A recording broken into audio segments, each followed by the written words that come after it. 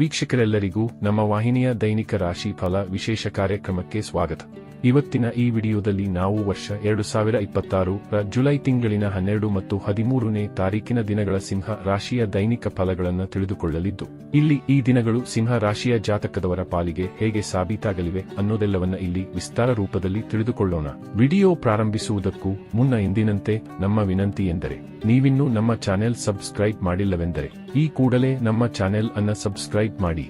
ಜತೆಗೆ ನಮ್ಮೆಲ್ಲ ವಿಡಿಯೋಗಳ ನಿರಂತರ ಅಪ್ಡೇಟ್ಸ್ಗಳಿಗಾಗಿ ತಪ್ಪದೇ ಪಕ್ಕದ ಬೆಲ್ ಐಕಾನ್ ಬಟನ್ ಕೂಡ ಕ್ಲಿಕ್ ಮಾಡಿ. ವೀಕ್ಷಕರೇ, ಜುಲೈ ತಿಂಗಳಿನ 12ನೇ ತಾರೀಕಿನ ದಿನವು ಭಾನುವಾರದ ದಿನವಾಗಿರಲಿದ್ದು, ಇಲ್ಲಿ ಜ್ಯೇಷ್ಠ ಮಾಸದ ಕೃಷ್ಣ ಪಕ್ಷದ ತ್ರಯೋದಶಿಯ ತಿಥಿ ಇರಲಿದೆ. ಹಾಗೆ ಈ ದಿನದಂದು ರೋಹಿಣಿ ನಕ್ಷತ್ರದ ಗೋಚರದ ಜತೆಗೆ ವೃದ್ಧಿ ಹೆಸರಿನ ಯೋಗವಿರಲಿದೆ. ಚಂದ್ರದೇವನು ಈ ದಿನದಂದು ಸಂಜೆ 7:06 ವೃಷಭ ರಾಶಿಯಲ್ಲಿ ಗೋಚರಿಸಲಿದ್ದು, ಆ ನಂತರದಲ್ಲಿ ಮಿಥುನ ರಾಶಿಗೆ ಪರಿವರ್ತನೆ ಹೊಂದಲಿದ್ದಾನೆ. ಇಲ್ಲಿ ಸೂರ್ಯದೇವನು ಈ ದಿನದಂದು ಮಿಥುನ ರಾಶಿಯಲ್ಲಿ ವಿರಾಜಮಾನನಾಗಿರಲಿದ್ದಾನೆ. ಈ ದಿನದಂದು ಅಭಿಜಿತ ಮುಹೂರ್ತವು ಬೆಳಗಿನ 11:59 ಹಿಡಿದು ಮಧ್ಯಾಹ್ನದ 12:54 ಇರಲಿದೆ. ಇನ್ನು ಜುಲೈ ತಿಂಗಳಿನ 13ನೇ ತಾರೀಕಿನ ದಿನವು ಸೋಮವಾರದ ದಿನವಾಗಿರಲಿದ್ದು, ಇಲ್ಲಿಯೂ ಕೂಡ ಜ್ಯೇಷ್ಠ ಮಾಸದ ಕೃಷ್ಣ ಪಕ್ಷದ ಚತುರ್ದಶಿಯ ತಿಥಿ ಇರಲಿದೆ. ಹಾಗೆ ಈ ದಿನದಂದು ಮೃಗಶಿರ ನಕ್ಷತ್ರದ ಗೋಚರದ ಜತೆಗೆ ಧ್ರುವ ಹೆಸರಿನ ಯೋಗವಿರಲಿದೆ. ಚಂದ್ರದೇವನು ಈ ದಿನದಂದು ಮಿಥುನ ರಾಶಿಯಲ್ಲಿ ಗೋಚರಿಸಲಿದ್ದು, ಇಲ್ಲಿ ಸೂರ್ಯದೇವನು ಈ ದಿನದಂದು ಕೂಡ ಮಿಥುನ ರಾಶಿಯಲ್ಲಿಯೇ ವಿರಾಜಮಾನನಾಗಿರಲಿದ್ದಾನೆ. ಈ ದಿನದಂದು ಅಭಿಜಿತ ಮುಹೂರ್ತವು ಬೆಳಗಿನ 11:59 ಹಿಡಿದು ಮಧ್ಯಾಹ್ನದ 12:54 ಇರಲಿದೆ. ವೀಕ್ಷಕರೇ, ಇದು ಈ 2 ದಿನಗಳ ಗ್ರಹ, ನಕ್ಷತ್ರ ಮತ್ತು ಯೋಗಗಳ ಕುರಿತಾಗಿರುವ ಮಾಹಿತಿಯಾಗಿದ್ದು, ಈ ಮಾಹಿತಿಯನ್ನೇ ಆಧರಿಸಿ ಈಗ ಈ ದಿನಗಳ ಸಿಂಹ ರಾಶಿಯ ಫಲಗಳನ್ನು ನೋಡೋಣ. ಮೊದಲಿಗೆ ಇಲ್ಲಿ ಜುಲೈ ತಿಂಗಳಿನ 12ನೇ ತಾರೀಕಿನ ದಿನದ ಸಿಂಹ ರಾಶಿಯ ದೈನಿಕ ಫಲಗಳನ್ನು ತಿಳಿದುಕೊಳ್ಳುವುದಾದರೆ, ಈ ದಿನದಂದು ಚಂದ್ರದೇವನು ವೃಷಭ ರಾಶಿಯ ಮೂಲಕ ನಿಮ್ಮ ಕರ್ಮಕ್ಷೇತ್ರದಲ್ಲಿ ಗೋಚರಿಸಲಿದ್ದಾನೆ. ಹೀಗಾಗಿ ಇಲ್ಲಿ ಚಂದ್ರದೇವನು ನಿಮ್ಮನ್ನ ಭಾಗ್ಯದ ಭರವಸೆಯ ಮೇಲೆ ಬಿಡುವುದಿಲ್ಲ, ಬದಲಿಗೆ ಇಲ್ಲಿ ಕರ್ಮಗಳ ಮೇಲೆ ನಿಮ್ಮನ್ನ ಹೆಚ್ಚು ಫೋಕಸ್ಡ್ ಆಗಿರಿಸಲಿದ್ದಾನೆ. ಇಲ್ಲಿ ನೀವು ಪರಿಶ್ರಮ ಮತ್ತು ಶ್ರದ್ಧೆಯ ಮೂಲಕ ನಿಮ್ಮ ಕೆಲಸ ಕಾರ್ಯಗಳಲ್ಲಿ ತೊಡಗಿಕೊಳ್ಳುವುದು ನಿಮಗೆ ಹೆಚ್ಚು ಲಾಭದಾಯಕವಾಗಿ ಸಿದ್ಧಗೊಳ್ಳಲಿದೆ. ಜತೆಗೆ ಈ ದಿನದಂದು ನಿಮ್ಮ ಬಹುತೇಕ ಪೆಂಡಿಂಗ್ ಕಾರ್ಯಗಳನ್ನು ಪೂರ್ಣಗೊಳಿಸಲು ನಿಮಗೆ ಸಾಧ್ಯವಾಗಲಿದೆ. ಹಾಗೆ ಇಲ್ಲಿ ನೀವು ನಿಮ್ಮ ವ್ಯಾಪಾರ ಕ್ಷೇತ್ರದಲ್ಲಿ ನಿಮ್ಮ ಪರಿಶ್ರಮದ ಮುಖೇನ ಸಫಲತೆಯನ್ನು ಹೊಂದಲಿದ್ದೀರಿ. ಇಲ್ಲಿ ಹೊಸ ವ್ಯಾಪಾರದ ಪ್ರಾರಂಭವನ್ನು ಸಹ ನೀವು ಮಾಡಬಹುದಾಗಿದೆ.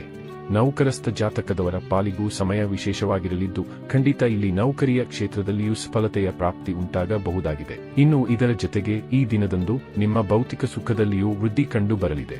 ಇಲ್ಲಿ ನಿಮ್ಮ ಮನೆಗೆ ಬೆಲೆ ಬಾಳುವ ವಸ್ತುಗಳ ಆಗಮನವಾಗಲಿದೆ.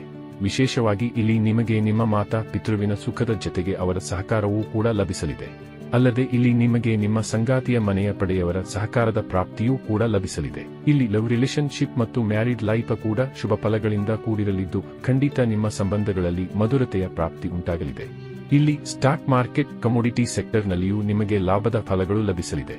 ಆದರೆ ಇಲ್ಲಿ ನಿಮಗೆ ಭಾಗ್ಯ ಸಂಬಂಧಿತ ಕಾರ್ಯಗಳಲ್ಲಿ ಕೊಂಚ ಹಿನ್ನಡೆ ಉಂಟಾಗಬಹುದಾಗಿದ್ದು, ಹೀಗಾಗಿ ಇಲ್ಲಿ ಲಾಟರಿಯಂತಹ ವಿಷಯದಿಂದ ನೀವು ದೂರವನ್ನು ಕಾಯ್ದುಕೊಳ್ಳಬೇಕು. ಇನ್ನು ಇದರ ನಂತರದಲ್ಲಿ ಜುಲೈ ತಿಂಗಳಿನ 13ನೇ ತಾರೀಕಿನ ದಿನದ ಸಿಂಹ ರಾಶಿಯ ದೈನಿಕ ಫಲಗಳ ಕುರಿತಾಗಿ ತಿಳಿದುಕೊಳ್ಳುವುದಾದರೆ, ಈ ದಿನದಂದು ಚಂದ್ರದೇವನು ನಿಮ್ಮ ಲಾಭ ಸ್ಥಾನದಲ್ಲಿ ಅತ್ಯಂತ ಸದೃಢನಾಗಿ ಗೋಚರಿಸಲಿರುವನು. ಹೀಗಾಗಿ ಇಲ್ಲಿ ನಿಮಗೆ ಖಂಡಿತ ಅದೃಷ್ಟದ ಸಹಕಾರ ಲಭಿಸುವುದರ ಜತೆಗೆ ನಿಮ್ಮ ಮೇಲೆ ಮಹಾಲಕ್ಷ್ಮೀ ಮಾತೆಯ ಕೃಪೆಯ ಸುರಿಮಳೆ ಉಂಟಾಗಲಿದೆ. ಇಲ್ಲಿ ಮೊಟ್ಟ ಮೊದಲಿಗೆ ವಿದೇಶದಿಂದ ಲಭಿಸಲಿರುವ ಸಮಾಚಾರವೊಂದು ನಿಮ್ಮನ್ನ ಆಶ್ಚರ್ಯಕ್ಕೆ ಈಡು ಮಾಡಬಹುದಾಗಿದೆ. ಈ ವಿಶೇಷ ಸಮಯದಲ್ಲಿ ನಿಮ್ಮ ಸರ್ಕಾರಿ ಕಾರ್ಯಗಳು ಕೂಡ ವೇಗದ ಗತಿಯಿಂದ ಪೂರ್ಣಗೊಳ್ಳಲಿದ್ದು, ಸರ್ಕಾರಿ ಕಾರ್ಯಗಳಿಂದಾಗಿ ಒಂದಿಷ್ಟು ಲಾಭದ ಪ್ರಾಪ್ತಿಯೂ ಕೂಡ ನಿಮಗೆ ಉಂಟಾಗಲಿದೆ. ಹಾಗೆ ಇಲ್ಲಿ ರಾಜಕೀಯ ಕ್ಷೇತ್ರದಲ್ಲಿಯೂ ನಿಮಗೆ ಇಚ್ಛಿತ ಫಲಗಳು ಲಭಿಸಲಿದ್ದು, ವಿಶೇಷವಾಗಿ ಇಲ್ಲಿ ನಿಮ್ಮ ಮಾನ ಪ್ರತಿಷ್ಠೆಯಲ್ಲಿಯೂ ವೃದ್ಧಿ ಕಂಡು ಬರಲಿದೆ. ಇಲ್ಲಿ ವ್ಯಾಪಾರ ವಹಿವಾಟಿನಲ್ಲಿಯೂ ನಿಮಗೆ ಮಹೋನ್ನತ ಫಲಗಳು ಲಭಿಸಲಿವೆ. ಇಲ್ಲಿ ವ್ಯಾಪಾರದ ಗತಿವಿಧಿಗಳು ಕೂಡ ತೀವ್ರವಾಗಿರಲಿದ್ದು, ಇಲ್ಲಿ ವ್ಯಾಪಾರಿ ಜಾತಕದವರು ಎಂದಿಗಿಂತಲೂ ಹೆಚ್ಚು ಲಾಭವನ್ನು ಹೊಂದುವಂತೆ ಕಂಡು ಬರಲಿದ್ದಾರೆ.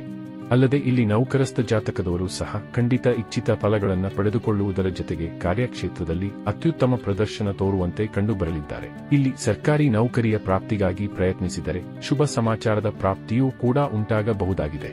ಅಲ್ಲದೆ ಇಲ್ಲಿ ಸ್ಟಾಕ್ ಮಾರ್ಕೆಟ್, ಕಮೋಡಿಟಿ ಸೆಕ್ಟರ್ನಲ್ಲಿಯೂ ನಿಮಗೆ ಲಾಭದ ಸುರಿಮಳೆ ಉಂಟಾಗಬಹುದಾಗಿದೆ. ಈ ಹಿಂದಿನ ದಿನಗಳಂದು ನೀವು ಮಾಡಿದ್ದ ಹೂಡಿಕೆಗಳಿಂದಾಗಿ, ಜತೆಗೆ ಹೊಸ ಹೂಡಿಕೆಗಳಿಂದಾಗಿಯೂ ಇಲ್ಲಿ ನಿಮಗೆ ಲಾಭದ ಯೋಗ ಉಂಟಾಗುವುದರ ಮೂಲಕ ಖಂಡಿತ ಇಲ್ಲಿ ಸುವರ್ಣಾವಕಾಶದ ಪ್ರಾಪ್ತಿ ಉಂಟಾಗಬಹುದಾಗಿದೆ. ಇಲ್ಲಿ ಯಾತ್ರೆಗಳಿಗಾಗಿಯೂ ಸಮಯ ಉಚಿತವಾಗಿರಲಿದ್ದು, ಖಂಡಿತ ಯಾತ್ರೆಗಳು ಶುಭಕರ ರೀತಿಯಲ್ಲಿ ಸಂಪನ್ನಗೊಳ್ಳಬಹುದಾಗಿವೆ. ಜತೆಗೆ ಈ ದಿನದಂದು ಸ್ಥಾನ ಪರಿವರ್ತನೆಯ ಯೋಗದೊಂದಿಗೆ ಇಲ್ಲಿ ನಿಮ್ಮ ನೌಕರಿಯಲ್ಲಿ ಪರಿವರ್ತನೆಗೂ ಸಮಯ ಉಚಿತವಾಗಿ ಸಾಬೀತಾಗಲಿದೆ. ಒಟ್ಟಾರೆಯಾಗಿ ಇಲ್ಲಿ ಈ 2 ದಿನಗಳು ನಿಮ್ಮ ಪಾಲಿಗೆ ಲಾಭದಾಯಕವಾಗಿ ಸಾಬೀತಾಗಲಿದ್ದು ತಪ್ಪದೇ ಈ ಸಮಯದ ಸದುಪಯೋಗ ಪಡೆದುಕೊಂಡು ಮುನ್ನಡೆಯಬೇಕು. ವೀಕ್ಷಕರೇ, ಇದು ಈ 2 ದಿನಗಳ ಸಿಂಹ ರಾಶಿಯ ದೈನಿಕ ಫಲಗಳ ಸಂಪೂರ್ಣ ಮಾಹಿತಿ. ಈ ಮಾಹಿತಿ ನಿಮಗೆ ಇಷ್ಟವಾದರೆ ವಿಡಿಯೋವನ್ನು ಲೈಕ್ ಮತ್ತು ಶೇರ್ ಮಾಡಿ.